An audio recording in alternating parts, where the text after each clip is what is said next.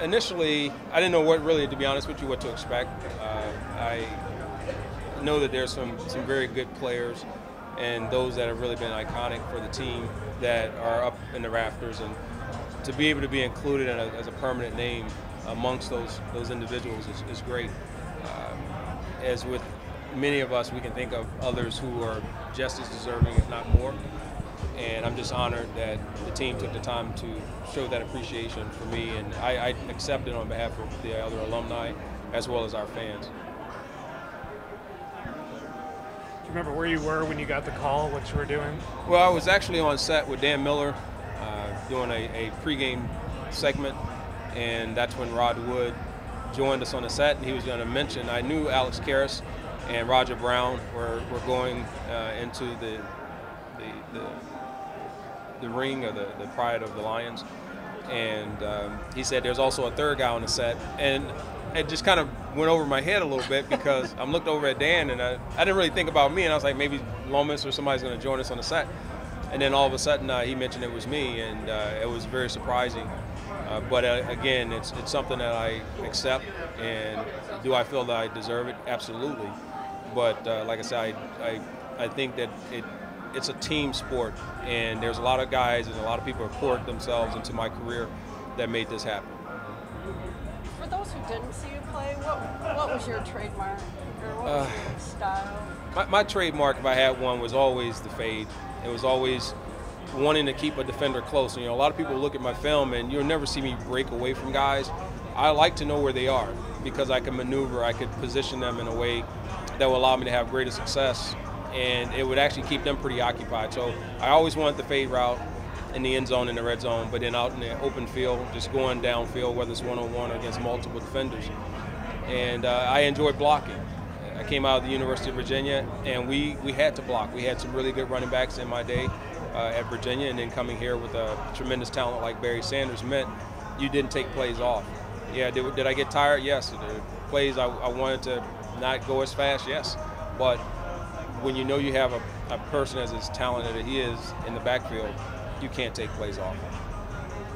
I apologize if you asked. What are your impressions of Galladay as well as this whole receiving group? I'll start with Galladay. You know, he's a guy I had an opportunity to spend some time with last year and talk to him as he was going through some of his injuries, the frustration that he was having, because he knew he had far more abilities and talent than what he was able to display. Speaking with him, I encouraged him to just work through, first and foremost, getting healthy. And the second part is learning the system and don't become one-dimensional. Try and show that you have the ability to work across the board. And I think he's improving on that. Right now, he's still a long sprinter. He's a down-the-field type of guy. But I think if he can start to hone in on his craft and become a guy that can do multiple things, he will be a very dominant player in this NFL. What the rest of them? And as far as the rest of the guys, you know, this is a good unit, and the reason being is it's not relying on one guy. You look at Marvin Jones when he came in, and everyone was expecting him just to be a downfield threat, which he's continued to provide that. But when you combine what he brings to the table, what Galladay brings to the table, and then what Golden Tate brings from just being very shifty and being able to work between seams and creases, this is a very complete unit. They may not get the recognition as a lot of the other teams around the league in their units because of the names, but when you bring them together as a whole, they are very, very competent and very solid unit. How do you think they compare to the unit that you played with back in your day, you know, Johnny Moore and those guys? Well, if Kerryon Johnson, I mean, it's tough to compare him to Barry. So that's one part. Barry is part of our unit. You know, you want to separate and say just our receiving unit. We made the running game better. He made the receiving unit better. With Johnny Morton and Brett Perriman and myself, it would be a tough and tall order for these guys. It's just a different deal. I think we play with a different mentality than what they play with today. The rules are a lot different.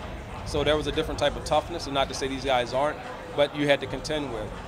We were very productive.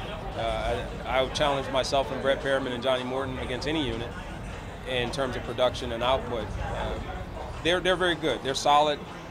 Do I want to compare them to where they are with us? I mean, we had ours, and we did what we need to do. But I don't think we're ever going to sit there and think we're going to take second seat to anybody.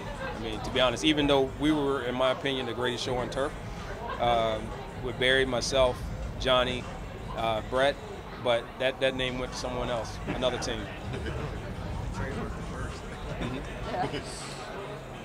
Stats don't lie. So you put those numbers. They got the Super Bowls, but that's all that matters. You know, this is just a tremendous time for me in my career. You know, I want to get a gold jacket. Will I get one? I don't know if that'll ever happen. I think in our time and when I played, it was a different time. We brought in a different thing. We weren't throwing the ball as much, and the focus was on running backs. But in its own right, I'm just appreciative of the guys I played with. I enjoyed getting to meet Roger Brown and hearing about the fearsome foursome. And just there's more history that needs to be done and told about this franchise. I know we don't have all the championships and the wins and that nature, but we have some tremendous talent that have come through these doors. Herman, Roger mentioned that too. Do you think being in this, does that open the door maybe a little bit more when people say, okay, make people re-examine what you did, what Roger did, what other people did? It does. It does make you re-examine, because how often before being inducted into the Pride of the Lions have you guys seen our videos and our highlights being displayed or put up? It's all about the guys here and now, and rightfully so, and that's all fine and dandy. But you allow guys that have done some tremendous things to get lost because there's not a focus that is placed on the things that they've done. I mean, you can't take away our All-Pros and our Pro Bowls, and you can't take away any of those high rankings and high-powered offenses or defensive guys, and even Chris Billman. I mean, how often, unless we got something honoring him that goes on, you don't understand the grit and the gut and what it meant to be a throwback player means unless you go and show his plays and you create that atmosphere to say, hey, it's cool what the guys are doing now. They still are writing their story. Ours is written, and it needs to be displayed and put out there more so people understand there is legacy that has happened here. Is there any special appreciation that you're going to be in with a guy like Roger, a guy who was an anchor of like the fearsome force and stuff? Is there any special honor that you're going to be recognized with such a guy like that? It was just great. I mean, Alex, I'll start with one thing I don't want to get removed from this. It's because Alex Karras, unfortunately, you know, he's deceased, he's not with us. Had a chance to meet his son, and when you think about just some of the success he had on the screen, but also just this fierce player among the defensive line. And then when you talk about Roger Brown and listening to him the other day, last night at the function, talk about they wanted blood, and it reminded you of it was like MMA playing football. These guys, we watch their footage, and a lot of people will look at those archive film and that footage, and they don't get the appreciation for they didn't have what we have today. They played with pain. They played through way more difficult situations than we did, and they were paid a lot less. And that is they were true professionals, and they played it for nothing but the love, pride, and honor, more so than money, fame, and stardom.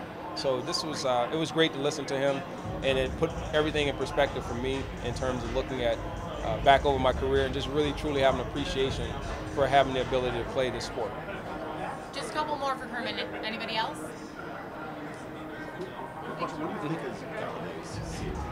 What's Galladay's ceiling? For him, he's going to set the limitations on himself right now. He reminded me of almost like a Jermaine Crowell in terms of his how lean he is.